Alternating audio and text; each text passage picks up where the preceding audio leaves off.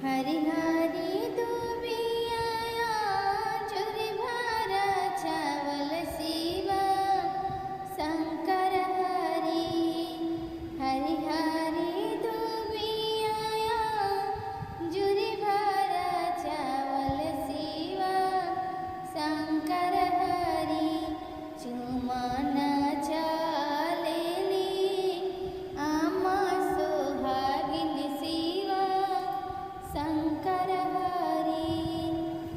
जसा चुमिली तसा दिली आशीष शिवा शंकर हरि।